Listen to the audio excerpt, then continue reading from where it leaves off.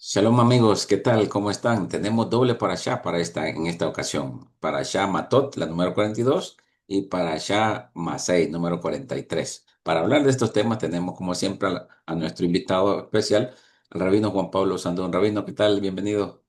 ¿Qué tal, Rudy? Gracias a ti y a todos por este encuentro semana a semana. Como vos bien decías, hablando en este caso de dos parashiot, las últimas dos las últimas dos que se leen en conjunto de este ciclo anual y que nos finalizan el cuarto libro de la Torá, Sefer Bemidbar. Así que bueno, hemos avanzado muchísimo. Sí, increíble, ya estamos por terminar este cuarto libro y próximamente entraremos en el quinto de Moisés. Pero bueno, Rabino, esta parashá Matot se refiere a los votos, a los juramentos, a los compromisos que adquieren las personas, sobre todo las mujeres casadas o las hijas, ¿verdad? Y aquí habla varias cosas en particular de cada una de ellas, pero ¿cómo podríamos, digamos, resumir todo esto de los votos y los compromisos de las mujeres, Rabino, y cómo interviene el hombre? Sí, bueno, el tema de los votos es un tema súper importante en el judaísmo. De hecho, hay todo un tratado completo del Talmud, Masejet Nedarim, que habla sobre el tema de los votos y las promesas. Neder es justamente un voto, ¿sí? Y acá hay varias cuestiones. Primero, mucha gente cree que los judíos tenemos prohibido hacer promesas o votos, justamente porque los rabinos recomiendan directamente no hacerlo. La Torá lo permite, pero los rabinos han recomendado no hacerlo porque el voto, la palabra, el compromiso que uno da a través de su palabra es tan fuerte que pase lo que pase uno debe cumplirlo, ¿no? Eso por un lado en general con el tema votos. Ahora, con respecto al tema de las mujeres, específicamente de las esposas y las hijas, que aparece aquí esta cuestión, el hombre de la casa, en lo que en el tema bíblico suele llamarse la casa, es el hombre, su familia y todas sus propiedades, ¿sí? Tiene la facultad de anular los votos de su mujer o de sus hijas, porque en el mundo antiguo el hombre administraba todos los bienes de la casa. Las mujeres no administraban bienes, esa era la costumbre en el mundo antiguo. Entonces, si una mujer, esposa o hija, hacía una promesa que pudiera generar a la familia algún tipo de perjuicio económico, social o lo que sea, el hombre tenía la facultad de poder anular esa promesa. ¿Sí? Porque como él era el que administraba los bienes, la Torá vea bien que él pueda ser el que pueda tomar las decisiones respecto a estas cuestiones, ¿no? Entonces, bueno, es un reflejo un poco del mundo antiguo, precisamente. Sí, pero cuando habla de las hijas se refiere a las menores de edad que no estaban casadas, ¿verdad, Rabino? Sí, por supuesto, porque las casadas ya son potestad de su marido, en cuanto a los votos. Dejan de ser potestad de su padre para pasar a ser potestad de su marido. Sí, estaba leyendo también que si el marido se da cuenta que la esposa compromete su palabra o hace una promesa, y si él lo sabe y no dice nada, entonces eso no hay problema. Queda válido, en ese sentido sí queda válido. Pero sí, el tema del voto tiene un peso muy, muy importante en la tradición judía, al punto tal de que realmente se recomienda directamente no hacerlo, porque ante un caso de fuerza mayor o algo que uno, si se comprometió con algo, tiene que cumplirlo, ¿no? Entonces, como pueden surgir algunas cuestiones en el medio, quizás vos diste de buena fe tu palabra para algo, pero después no lo podés lograr, es preferible directamente entonces no comprometerse en ese aspecto. Es mejor no hacerlo entonces, porque la palabra prácticamente tiene poder, Rabino, en el sentido de que, bueno, si comprometemos, tengo que cumplirlo sí o sí. Y si hablo cosas malas, lo que hemos venido viendo todo este tiempo, el hablar mal o el hablar en contra, la Shon Hara que habíamos visto, la palabra puede comprometer, puede crear y a la vez puede destruir también, Rabino. Es que desde la tradición judía la palabra tiene, en el vínculo entre dos personas, la palabra tiene un peso contractual. Entonces, si vos decís que vas a hacer algo, lo tenés que hacer pase lo que pase, ¿no? Y eso puede ser un riesgo. No porque uno quiera actuar de mala fe, pero supongamos que yo me comprometo con vos a hacer algo la semana que viene, desde toda mi buena fe, estoy completamente seguro que voy a estar con vos y que lo vamos a hacer. Y en el medio pasa algo fuerte. Dios no quiera, lo más fuerte que te puede pasar es que fallezca un ser querido, ¿no? Y vos ya te comprometiste. Y en la tradición judía, ese compromiso tiene un peso. Entonces, aunque yo te pueda ofrecer una excusa y vos me lo puedas entender, yo quedo en deuda con vos. Entonces, directamente mejor evitar, Ah, ¿no? En hebreo moderno hay una frase que se usa mucho que es bli neder, cuando te hacen una invitación a un cumpleaños, a un, no sé, una fiesta, lo que sea. Uno dice bli neder, que es justamente sin neder, sin voto, sin promesa. Yo quiero ir y voy a hacer todo lo posible. Si no surge nada en el medio que me impida ir, ahí voy a estar, ok, ¿no? interesante. Estaré ahí, pero no te prometo al 100%. No te lo puedo prometer. Toda mi intención es ir, pero no te lo puedo prometer. Ah, ok, perfecto, porque el compromiso es sí o sí, no hay excusa que valga.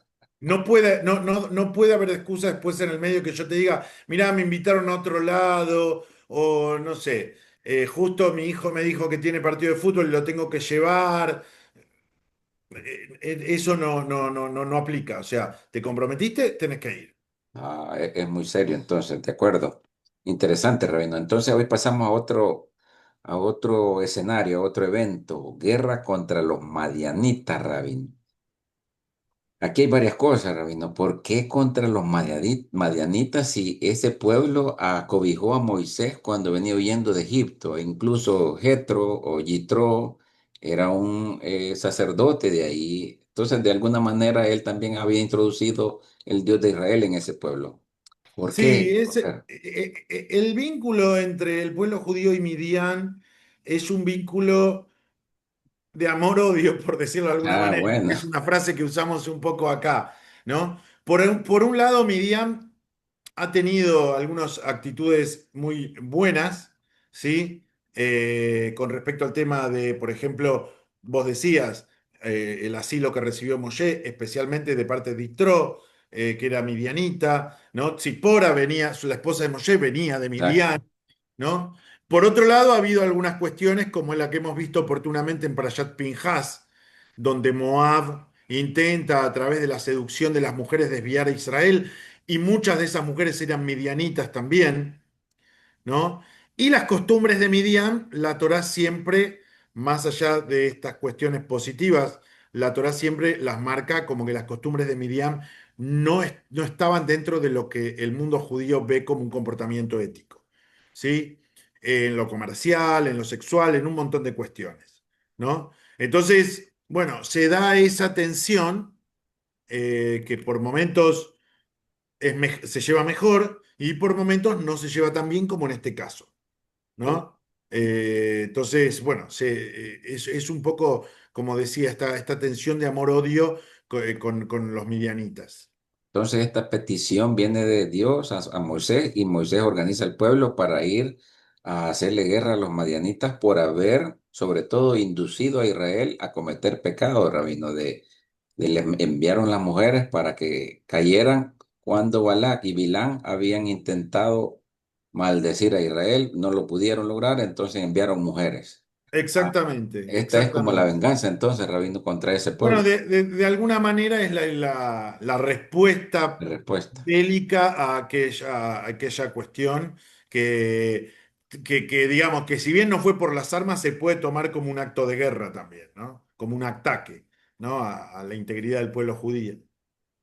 Y aquí dice Rabino que organizó al pueblo 1.000 por cada tribu, es decir, 12.000 y Pinjas, dice. O sea, Pinjas que tuvo la osadía o tuvo el valor, digamos, de haber parado aquella mortandad que hubo al asesinar a un israelita con una mujer madianita, ¿verdad? Que estaban cometiendo la aberración sexual en el tabernáculo. Entonces aquí, ¿cómo entender eso, Rabino? 1.000 por trigo y Pinjas, es decir, 12.000 más uno. Bueno, porque Pinjas, de alguna manera, recordemos que lo hemos leído en el momento de la parashá que justamente lleva su nombre, Sí, recibe un pacto de parte de Dios de establecer la paz, no la paz ideal judía que tiene que ver con el consenso, sino la paz que no es el ideal, que es a través del conflicto bélico, que es una cuestión que, bueno, a veces en la historia de la humanidad se ha dado. digamos, ¿no? Tener que ir a la guerra para establecer una cuestión, una situación de paz, ¿no? Entonces, Pinjas, al tener esa, vamos a decirle, esa facultad, ese atributo cedido por Dios a él por su conducta con el evento que vos mencionabas, recibe este poder de poder dirigir a estas legiones, ¿no? Sí, y también, Rabino, o sea, eran bien pocos, 12.000 prácticamente contra una nación, que eran muchos. Ujú. Bueno, matan a todos los hombres, dice ahí, incluyendo a Bilán, Rabino, el hechicero, el que había intentado Sí, maldecir a se le Israel. cobró también a Vilán. Aprovechemos aquí se va también este traidor o este mentiroso, se lo pasaron llevando también, Rabino. Aquí muere. Eh, eh, o sea, ¿cuál era? ¿Por qué tampoco, pues, Rabino, 12.000 contra una nación de cientos de miles? Bueno, el tema de la cantidad no necesariamente te asegura la victoria, ¿no? Vos podés llevar una gran cantidad y perder, y poder llevar una menor cantidad de buenos, de los mejores, y ganar, Sí, ¿no? Y en este sentido creo que un poquito hacia ahí va el tema de lo que plantea la Torá, que es una cuestión que a lo largo de la historia de Israel, digamos, hemos tenido que llevar adelante infinidad de veces, sí, ¿no? La pelea de los macabeos contra los griegos eleusidas, que son el trasfondo de la festividad de Hanukkah, está exacto. basada justamente en el triunfo de los pocos sobre los muchos, Sí, ¿no? Al ser un pueblo tan minoritario, el pueblo judío, todas las veces que nos ha tocado tener algún tipo de conflicto, todas las guerras y las peleas que se traducen y que se pueden leer en los libros proféticos, etcétera, siempre es el pueblo judío luchando contra un pueblo mucho más grande que ellos, ¿no? Entonces, un poco es ese reflejo, ¿no? De exacto, aprender a defenderse de a pocos. exacto. Y luego regresan con Moisés y le dicen los líderes de cada tribu, mire, aquí estamos los que fuimos, no perdimos ni uno. Sí, se ve que les fue bastante bien en la batalla. Y sin embargo, Moisés se enoja, Rabino, y les exige por qué no hicieron tal cosa. Para el caso de esas mujeres pecadoras, por decirlo así, ¿por qué las dejaron vivas? Y esas son las principales Sí, bueno, causantes. esto es una cuestión que a veces también ocurre en el libro de Samuel, de Shmuel, con el rey Saúl, sí, Shaul, ¿no? Que Dios da una orden, un poco quizás ese tipo de órdenes que nos cuesta un poquito entender, sí, ¿no? Y asimilar respecto a lo que tiene que ver con las batallas y con las guerras, ¿no? Pero que de alguna manera alguien, en aquel caso Shaul, en este caso los líderes de las tribus, por una cuestión de humanidad deciden no cumplirla, ¿no? Pero bueno, es también un poco reflejo de que a veces nosotros no sabemos por qué tenemos que cumplir las órdenes de Dios, pero bueno, hay que cumplirlas, ¿no? ok. Creo que ese es un poco el reflejo de una conducta que diría que tiene que ver básicamente con la condición humana, ¿no? Sí, es más cuestión exacto, de humanidad, ¿verdad? Y que si lo hago o no lo hago, quizás no, ¿verdad? Entonces mejor que después nos diga el jefe, ¿verdad? Que en este caso Moisés, que le reclamó y Exactamente. le dijo por qué. Y mandó a decir que a todas aquellas mujeres que no hubieran tenido marido, ¿verdad? O relaciones sexuales, les iban a perdonar la vida y las otras sí, tenían que matarla, Rabino. Ahora viene el reparto del botín, Rabino. Al parecer, los que lucharon, los 1.000 de cada tribu, se podían repartir una parte, pero también a los que no fueron a luchar, Rabino, también a ellos se les da parte del botín. Sí. ¿Cómo interpretan esto ustedes? Bueno, esto tiene que ver con una visión de pueblo propia de que transmite la Torá, digamos, ¿no? Que más allá de que haya unos que efectivamente cumplan un rol, como en este caso aquellos que son parte del ejército, ¿no? Digamos, las ganancias se reparten entre todos, ¿no? Esto es un llamado muy importante, creo yo, porque hoy en día muchas veces vemos sociedades en donde las ganancias se reparten entre pocos y las pérdidas se reparten entre todos, Sí, ¿no? Bueno, la Torá manda a que las ganancias se repartan entre todos, ¿no? Creo que eso es algo muy importante para tener en cuenta en ese sentido. Sí, porque también incluía a los sacerdotes, ¿verdad? Para el templo, incluso para Dios, decía ahí también. Exacto, exacto. Sí. Bien, después viene el evento este de Rubén y Gad y Manashe, Rabino, que piden establecerse a este lado del Jordán, por decir, están frente al río Jordán y al otro lado está la tierra prometida, pero ellos eligen o piden, antes de entrar a la tierra prometida, piden, déjanos esta tierra a nosotros, ¿verdad? Nosotros tenemos ganado, aquí nos parece, aquí nos podemos quedar y Moisés le reclama, Rabino. ¿En qué caso ustedes no piensan entrar con el resto del pueblo? Están pensando por ustedes. Solo están pensando en lo suyo. ¿Y qué pasa con los demás? Algo así le reclama Moisés, Rabén. Bueno, es un tema que está ligado a lo que mencionábamos antes, ¿no? De cómo la Torá transmite una idea de nación unificada, en Sí, donde vos no podés hacer lo que se te antoje por tu propia conveniencia, sino que el bien común tiene que estar por encima de las conveniencias personales, ¿no? Se entiende, obviamente, que las tribus estas tenían una cuestión quizás de necesidad por tener ganado. La tierra de este lado del Jordán era mucho más fértil en cuanto a lo que tenía que ver con la grama y la alimentación que se le podía dar a los animales, ¿sí? Pero bueno, eh, por un lado Moshe cede en el sentido de, bueno, ok, se pueden quedar de este lado, entendiendo también que para los animales va a ser beneficioso y que en definitiva va a terminar siendo beneficioso para toda la economía de la nación. Pero por otro lado también hay algo que hay lograr en la tierra prometida, que tiene que ver con la conquista y con desplazar a los pueblos paganos que estaban ahí insertos por orden de Dios, que Dios manda a correr a estos pueblos. Y bueno, estas tribus se pueden quedar ahí, pero tienen que participar de la batalla, ¿no? O sea, no pueden perder su involucramiento con toda la nación simplemente por una necesidad personal o particular. exactamente. Ellos prometieron participar junto con el resto de la nación a ir a luchar y rescatar o tomar la tierra, ¿va? Y después volver a tomar posesión de esas tierras. ¿Cuál sería la enseñanza de esta Matot, Rabino? Bueno, yo volvería un poquito al principio, creo que el tema de los votos es muy importante tenerlo en cuenta, más que nada para no perder de vista un tema que, como vos mencionaste, es recurrente en este libro, que tiene que ver con la palabra, ¿no? Tomar conciencia del peso que tiene nuestra palabra, del poder que tiene. Con nuestra palabra podemos lastimar personas, nuestra palabra nos compromete a cosas. Nuestra palabra tiene un peso contractual en las acciones que decimos que vamos a cumplir y hacer, ¿sí?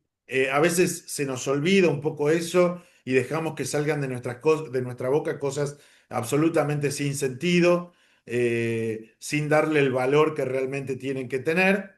Entonces, bueno, como digo, sin dudas, el tema de la palabra como cierre de este libro, ¿sí? Que también tiene un sentido en este sentido. Bemidbar comparte raíz con Dvar, que también es palabra, ¿no? Y justamente el próximo libro de la Torá se llama Devarim, que son las palabras, ¿no? Entonces, Bemidbar, que es el desierto, se construye, en el desierto que no hay nada, se construye justamente a través de lo que nosotros decimos y tenemos que ser muy conscientes de eso, ¿no? Porque cada una de nuestras palabras, cada cosa que sale de nuestra boca, puede construir un mundo para bien o para mal. ¿No? Y creo que me quedaría con ese mensaje final. Perfecto, interesante, Rabino. Pasamos a la parashá Masei, Rabino, la número 42. Esta se Ujú. refiere a las paradas o a los momentos en que se detuvo el pueblo para hacer, para acampar, para adorar y donde sucedieron muchos eventos, Rabino. Dice que fueron 42 desde que salieron a Egipto hasta las llanuras de Moab, Rabino. Enumera 42, sin embargo, hace más referencia la Torá, Rabino, a donde sucedieron eventos trascendentales, ya sean negativos o positivos, para enseñarnos algo, pero no están del todo las 42, Rabino. No, bueno, a ver, creo que la Torah lo que intenta transmitir es, ok, hay todo un recorrido, pero hay momentos en los cuales pasan cosas más importantes, menos importantes, o como decís, positivas o negativas, ¿no? Y se hace como un recuento. Hay que tener en cuenta que este recuento es un recuento para la nueva generación.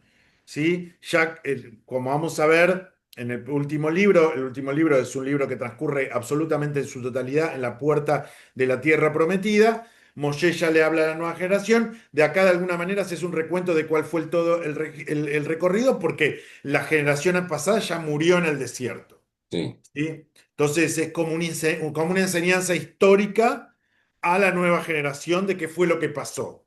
Y bueno, dentro de esa enseñanza histórica aparecen los momentos más relevantes, ¿no? sí, Rabino, he leído, usted me orienta, o nos orienta, mejor dicho, que estas 42 paradas que tuvo el pueblo en el desierto también representa o hacen referencia a los momentos que pasamos nosotros como personas con nuestra alma en nuestra vida. Tenemos que pasar por esos 42 momentos también, Rabino. Es un midrash muy lindo ese que tiene que ver con identificar diferentes momentos de la vida, no perder de vista que la vida es un recorrido, que Sí, tiene cosas buenas y que tiene cosas malas, que tenemos que aprender a disfrutar las buenas, que no nos podemos quedar ancladas en las malas, porque si no, no vamos a llegar nunca a destino, ¿no? Y sí, la verdad que es un midrash que es muy acertado. sí, me parece interesante recorrer esos momentos de nuestra vida y hacer un análisis en este momento, en esta etapa de mi vida hice esto, aprendí esto y luego hice esto otro, aprendí y así voy madurando, Rabin. Entonces es importante preguntarse quizás uno mismo cuál ha sido mi viaje por el desierto y poder identificar esos momentos de aprendizaje, ¿verdad? Para tener como motivación para seguir Sí, sí, por adelante. supuesto. Por supuesto, además teniendo en cuenta que al pueblo judío le pasaron varias cosas, como vos dijiste, positivas y negativas. Todas son parte del camino, ¿no? Hay gente como que no quiere contar las cosas malas que le pasaron en su vida y solamente cuenta un currículum de cosas excelentes, ¿no? Bueno, la vida no es eso, la vida es las cosas buenas y las cosas malas. Tenemos que aprender a lidiar con todo. Exactamente, muy interesante me parece eso. Luego viene, Rabino, las instrucciones para entrar a la tierra de Canaán. Le dice que tienen que abolir todo cosa idólatra que exista por ahí, fijar las fronteras. Las fronteras eran mucho más grandes de lo que es hoy, Rabino, incluso cuando el rey Salomón conquistó mucho más tierra. ¿Cómo eran las extensiones de la tierra Bueno, a ver, después del río Jordán? los límites de lo que llamamos la tierra prometida aparecen en distintos lugares y son todos diferentes, ¿no? Entonces hay varias discusiones respecto a cuáles son los límites. Eh, el Estado de Israel actual no responde a los límites de la Torá, digamos, tampoco tiene que responder, porque Sí, no es un Estado teocrático, es un Estado democrático, ¿no? sí, Ha habido diferentes momentos en los cuales ha habido más territorio, menos territorio. La época del rey Shlomo fue una época bastante próspera.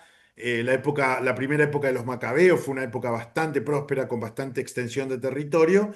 sí, Pero bueno, básicamente lo que podríamos decir basados en Matot, en la parashá anterior, Matot, es del Jardín hacia el Mediterráneo, hacia digamos, el Líbano, ¿no? Y todo el desierto del Negev. Eso sería como a la grandes extensión. rasgos los límites, digamos, ¿no? Sí, porque actualmente es como El Salvador, ¿no, Rabino? Así de pequeñito. Un poquito, más o menos, sí coinciden aproximadamente en la cantidad de kilómetros cuadrados, sí. Sí, sí, sí. Después viene la asignación de las ciudades a los levitas, Ramiro. Se mandan a establecer 48 ciudades para los levitas, incluyendo 6 ciudades de refugio. ¿Cómo es esto, Ramiro? Bueno, los levitas no tenían tierra, digamos, como tribu, porque su trabajo era en el templo, entonces se les designan algunos lugares en donde iban a vivir a lo largo de toda la tierra para los momentos en los cuales descansaban del trabajo en el templo.